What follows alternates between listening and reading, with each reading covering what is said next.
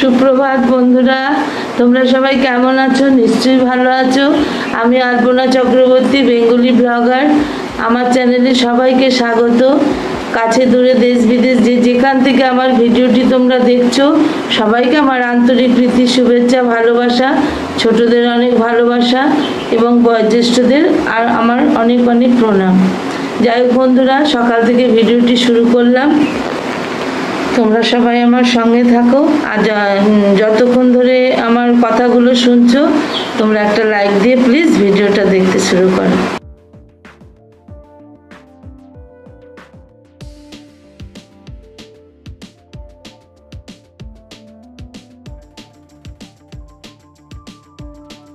দেখো বন্ধুরা, আজকে একবারে রোদ ঝলমল আকাশ, কোথাও মেঘের রেশ নেই, একবারে রৌদ্র উঠেছে, সূর্যদেব উঠে পড়েছে মেঘের আড়াল থেকে। একবারে শরতের আকাশ কত সুন্দর।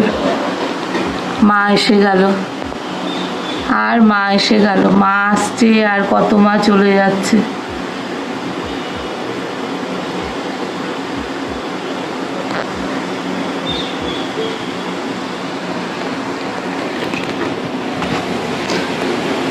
দেখো বন্ধুরা, এদিকে চা বসিয়ে দিয়েছি আর এদিকে দুধ জাল দিচ্ছি।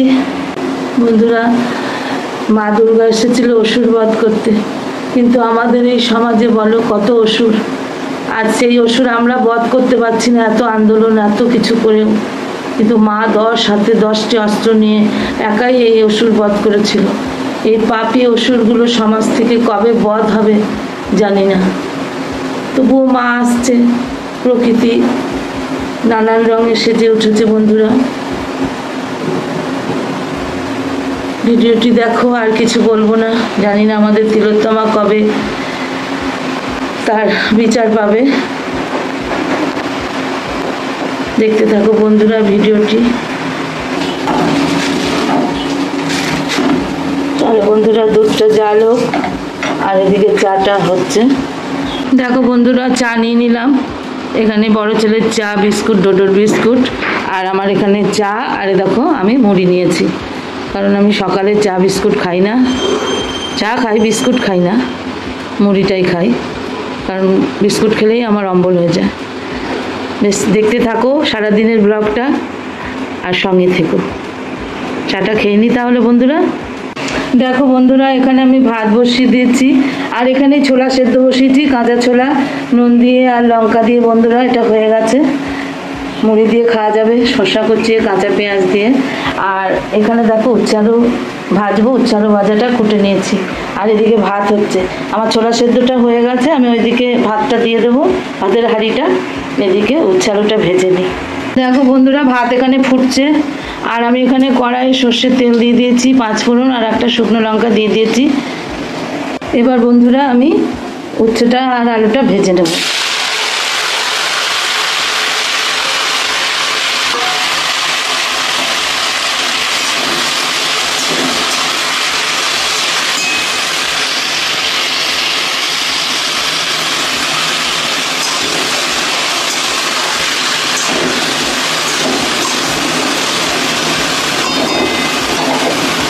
ভাতটা আবার আমার টকবক করে ফুটছে বন্ধুরা। এবার আমি বন্ধ করে 10 মিনিট রেখে দেবো। এটা করলে গ্যাসের অনেকটা সাশ্রয় হয় বন্ধুরা।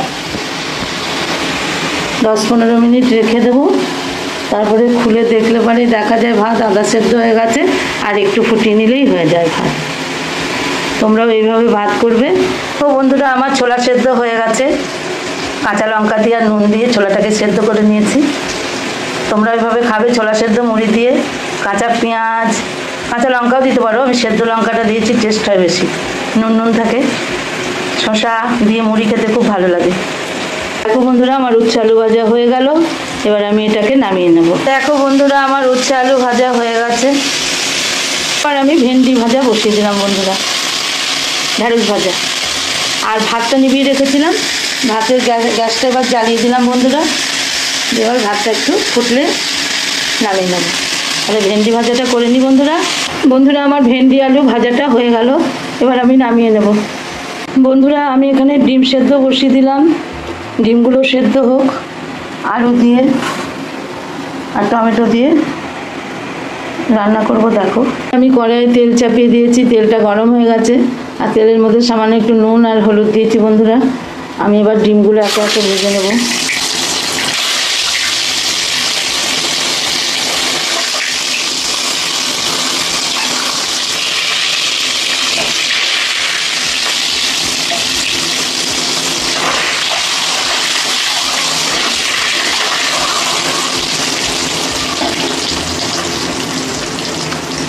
ডিমগুলো আমি ভেজে নিই বন্ধুরা। দেখো বন্ধুরা, ডিমগুলো আমার ভাজা হয়ে গেছে। আমি এবার নামিয়ে নেব ডিমগুলো। আমি কড়াইয়ে জিরে ফোড়ন দিয়ে দিয়েছি, যে টমেটো আর কাঁচা লঙ্কা দিলাম। এবার এটা দিয়ে আমি ভাজা ভাজা করব। তারপরে দেখুন বন্ধুরা, আমি টমেটোটা গলে যাওয়ার জন্য লবণ দিয়ে দিলাম। লবণ আমি আগেও দিয়েছিলাম ডিম ভাজার সময়। হলুদ দিয়ে দিলাম বন্ধুরা।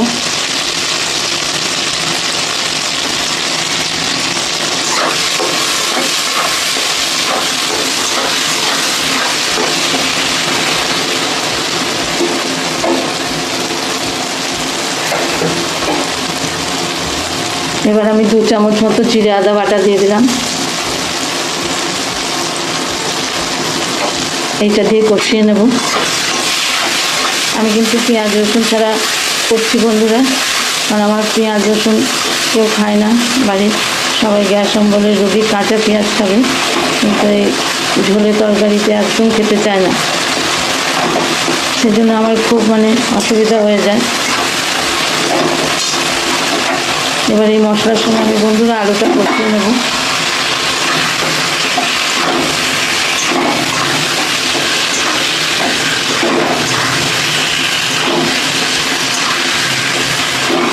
এখন রান্না করা পেঁয়াজ রসুন প্রায় জনেরই অসুবিধা হয়।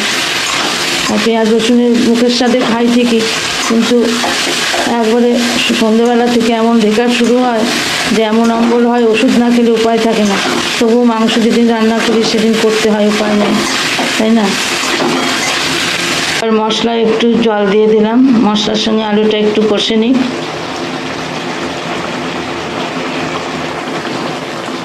আর বন্ধুরা, এক একজনের এক এক রকম রান্না করার মতো আর ক্ষমতা নেই, সত্যি কথা বলতে কি। কারণ কেউ খাবে পেঁয়াজ রসুন, কেউ খাবে পেঁয়াজ রসুন ছাড়া, অত সম্ভব হয় না। সেই জন্য একবারেই রান্না করে নিই।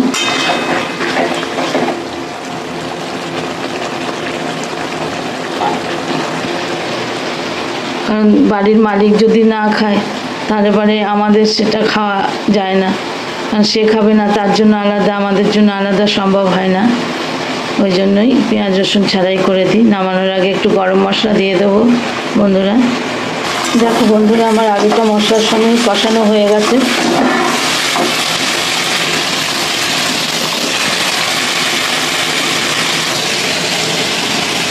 এবার আমি বন্ধুরা ঝোলের মতো জল দিয়ে দেবো।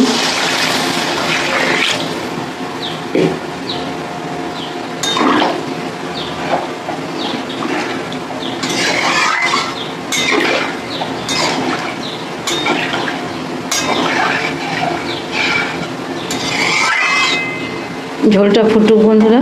আমার ডিমের ঝোলটা হয়ে গেছে। আমি এবার ডিমগুলো দিয়ে দিলাম। ডিমগুলো দিয়ে একটু ফুটিয়ে নামিয়ে নেব।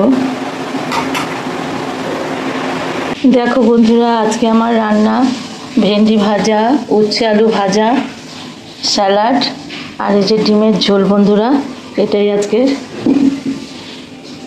এটা হলো বড় ছেলের ডিমের ঝোল, এটা ছোট ছেলের ডিমের ঝোল, আর এটা আমাদের কর্তা ডিমের। সব বাটিতে বাটিতে বেড়ে নিয়েছি বন্ধুরা। দেখো এবার রান্না শেষ হলো। এবার গ্যাস ট্যাস পরিষ্কার করব। এই বাসনগুলো মেজে নেবো বন্ধুরা। গ্যাসের ঝিক আমি প্রতিদিনই মেজে নিই। যখন খুব অসুস্থ হয়ে যাই তখন হয়তো মাজতে পারি না। এবার গ্যাস ট্যাস পরিষ্কার করে নিই। শুভ সন্ধ্যা বন্ধুরা। আমি এবার পুজো করব। আমি ওবেলা পুজো করার সময় পাইনি, এবার আমি লক্ষ্মী পুজোটা করে নেব। কোনো রকমে করে রেখেছিলাম, এবেলা পাঁচালি পড়া আছে, পুজো করা আছে, তোমাদের সঙ্গে শেয়ার করে নিলাম। পুজোর আগের মুহূর্তটা।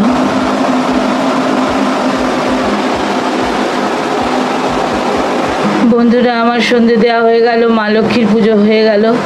আজ বৃহস্পতিবার। দেখো, তাহলে বন্ধুরা একটা দিন চলে গেল, আবার নতুন দিন আসছে। প্রথমেই আমি তিলোত্তমার কথা বলেছিলাম বন্ধুরা তোমাদের কাছে, আবারও বলছি, তিলোত্তমা সঠিক বিচার পাবে কিনা জানি না, এখনো কোনো বিচারের সুরা হলো না বন্ধুরা। তবে ঈশ্বরের কাছে সন্ধেবেলা যেটাই বলবো, মা লক্ষ্মীর কাছে, গুরুদেবের কাছে, বাবা তারকনাথের কাছে, গোপাল গোবিন্দ, সিদ্ধিদাতা গণেশ, তাদের কাছে এটাই বলবো যেন তিলোত্তমা উপযুক্ত বিচার পায় এবং দোষীরা যেন ফাঁসি হয়, দোষীদের সাজা পায়, এমন সাজা কঠিন থেকে কঠিনতম। এই কথাই বলবো বন্ধুরা। ঠাকুরের কাছে যতদিন বাঁচবো, যতদিন সাজা হবে তাই বলে যাব। আর ধিক্কার, ধিক্কার আমাদের এই প্রশাসনকে, আমরা ঘৃণা করছি যে আজ পর্যন্ত দোষী সাব্যস্ত এখনও হলো না। সব উল্টোপাল্টা লোক, আসল দোষী কে তাকে কিন্তু এখনও ধরা হচ্ছে না। আজ মেয়েটির মায়ের কথা চিন্তা করো তো, আজ মা দুর্গা আসছে, কি করতে আসছে ধরণীতে, আমাদের পৃথিবীতে কি করতে আসছে? মা দুর্গা অসুরবধ করে তবেই তো পৃথিবীতে স্থান পেয়েছিল, অসুরদের থেকে মুক্তি দিয়েছিল পৃথিবীর লোককে, স্বর্গের দেবদেবীদের, তাই না? যাই বন্ধুরা, অনেক কিছু বলা হয়ে যাচ্ছে বন্ধুরা। তাহলে আজকের মতো ভিডিওটা এখানেই শেষ করছি। তোমরা সবাই সুস্থ থেকো, ভালো থেকো, এটাই বলবো। আবার দেখা হবে নতুন কোনো ভিডিওর মাধ্যমে।